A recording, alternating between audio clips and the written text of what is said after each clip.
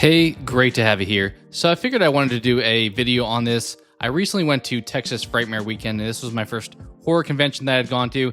Wanted to just share some footage and some feedback as far as my experience, and just overall give my thoughts on a lot of the experiences I had while at Texas Frightmare Weekend. So there's three things I want to say as far as things that really they did well there, and then just give my overall thoughts once again at the end. I may have some footage thrown throughout this or some photos, so the exact format's going to be a little bit all over the place, but just wanted to, as I said, share my experience and kind of talk about it because it was a cool time, and I feel like horror is something I really enjoy, and going to a convention setting was fun to experience. So as far as kind of the three things I feel like Texas Frightmare really did well, their first one is panels. So for me, this is kind of the biggest standout for going to some of these conventions. You get to have that kind of at least more intimate setting with these professional actors and sharing their experiences while on set for some of these famous movies that you may enjoy. So that kind of environment I feel like is awesome to have when you have some panelists up there asking them questions about certain movies. So the ones I went to, and I only went on Sunday, so keep that in mind that this reflects my experience being there on Sunday. But I went to 3 panels on Sunday. The first one was The Blob. I feel like this one was overall decent. The exact format of the panel kind of varied depending on the panelist. So this one in Terrifier, the host of the panel allowed more Q&A from the audience, which depending on your preference could be better or worse. If you're wanting to ask a question, it definitely allows you to do that, so it gets more fan engagement. So that's one of the pros with that. I will say though, the downside maybe is it's less organized and you get less stories as far as exact things that happen on set, and you may kind of veer off depending on the questions that get asked. So depending on your preference, that's kind of the two styles I felt like that took place there, where you had either just Q&A focus or you had more structured organizational conversation around whatever movie franchise they were a part of. So The Blob I thought was an okay one. I went up going to the Evil Dead one as well. I thought that one was very well done. So I probably preferred the more organized approach where there was only a few questions that got asked. So kind of downside there is if you want to ask questions to some of your favorite actors, you don't get as much a chance to do that. But I feel like for the general viewing purposes, if you're not wanting to do that, it's a little bit more streamlined and makes sense as far as the flow of the conversation. Part of that may be just that Bruce Campbell is very charismatic, so I feel like he kind of helps drive that as well. So, but I really enjoyed that panel. And then I wound up going to the Terrifier panel to close out the day. So I just feel like across the board, going to these things are kind of the best part of these conventions because it really allows you to get to learn about more what happened on set for some of these movies and just the experience that they went through. And it's kind of just fun stories, and it's kind of like meeting the actors in a somewhat more formalized way as opposed to just going up to somebody's booth and seeing them for a couple seconds. So I'm a big fan of doing these panels. So definitely, if you're interested in going to any of these conventions, definitely check the schedule and make sure you want to go to what's available for any day that you're picking. Because that's key. That's part of the reason I wound up going Sunday was that, I think I preferred the vibe of Sunday, but the panels that I was interested in as far as the actors being at those, most of them were on Sunday. So that's something to be aware of whenever you're going to some of these. Second one I'll point out is the creativity of the booths and the guests as well. So the booths, I'll probably throw up a lot of footage of this. Just had like such a variety of different swag from different franchises, whether it's like t-shirts, little collectibles. There's such unique concepts that people put together and so creative. Honestly, at moments I was kind of overwhelmed where I'm like, I don't know what I would be interested in buying because there's so much stuff around the area. So it's all pretty much down in one localized like navigating area though. So you're kind of just walking up and down these pathways, and being on Sunday, it wasn't as crowded as I imagine it probably is on like a Saturday. So that was kind of one of the other positives. Granted, you may not get something because it may be sold out by Sunday. So kind of a give and take depending on what your preference is. I have heard people haggle prices on Sunday. I don't know how true that is. I feel like it makes sense because somebody may not want to pack their stuff up, so they're more willing to just like, all right, I'll give this for some kind of discount. So there's a lot of pros and cons depending on what day you wind up going, but it was just cool to see the variety of artwork and things that people really put together and their creativity come out. And a lot of times it kind of relayed the franchises that I really enjoyed. So it's a combination of something that somebody else made, but also they provided their own spin on it. So I thought overall, those were really well done with the booths that I walked by. On top of that, a little bit less of this, I imagine, on Sunday too, but the cosplaying was pretty well done.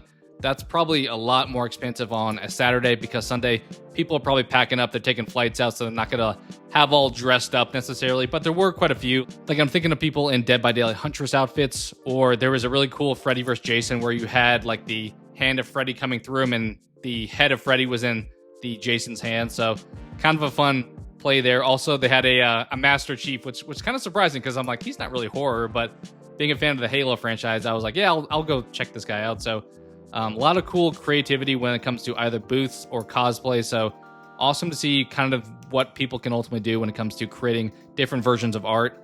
And then the final piece I'll say that I was impressed with the convention was the organization of it. So I knew a little bit ahead of time, I kind of did some prep work, that you had to get your ticket from Will Call, and then you get your wristband there. From there, you go into the actual line to get into the convention. So having that information ahead of time made it a little bit easier, but I felt like if I had a question, I could pretty easily ask, like, hey, where's this? And then be navigated towards somewhere else. I know a lot of times it can be kind of challenging depending on who you ask, specifically who you run into, but I feel like they have a pretty streamlined process at this point in time with the current location of the convention.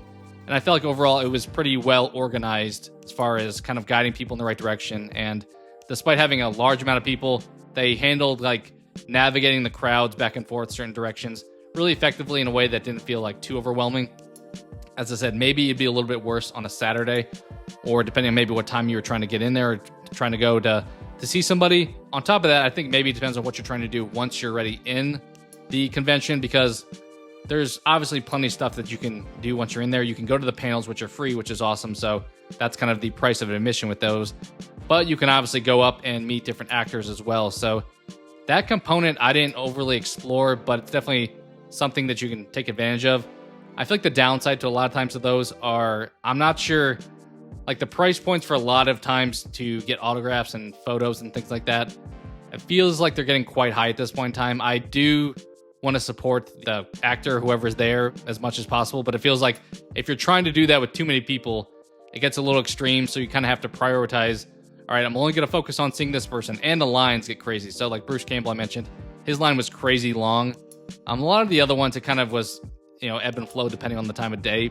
That's something to keep in mind if you, both monetarily and just waiting purposes, if you want to meet certain people, definitely have a kind of priority list as far as, all right, I definitely want to see this person, because if you were wanting to meet some of those higher profile people, you're probably going to be waiting quite a while. Leads me to my next point though. I don't feel like you necessarily need to go for the entire weekend, depending on what your intent is. So for my purposes, I felt like going just on Sunday was effective. I wanted to go and see the booth there. I wanted to see some of the actors, some of the panels, things like that. So I got my kind of vibe of the convention just fine in one day. Honestly, there were moments throughout the day where I was like, I'm going to go back down the booths and look around a little bit more, because I feel like I should, but I've already kind of taken in everything at the convention, because it's pretty much just one room, and then you can go upstairs for the panels. And I think Linda Blair maybe was on one of the floors for autographs as well. So it's pretty compact to one location. So you can get through most of the stuff rather quickly. So if you're only interested in like checking things out and not necessarily need to do everything, then I think going one day is fine. If you're wanting to do things like, the karaoke or the trivia night, things like that on a Saturday night, and do like the partying type stuff, obviously in that instance, it makes sense. Or if you're traveling from out of town, probably makes sense as well, depending on just kind of your intent for the convention and what you're trying to get accomplished. As I said too, if you're trying to meet too many actors, maybe getting in line for multiple people would make more sense over multiple days, because it could wind up eating up a lot of your day.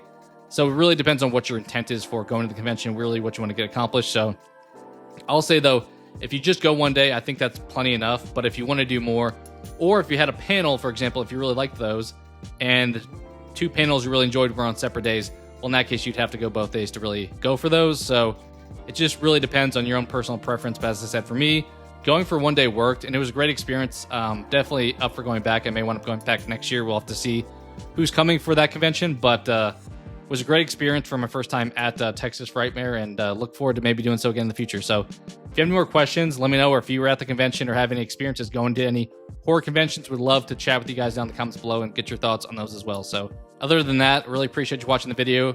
Thank you so much for watching, and I hope to talk to you again soon.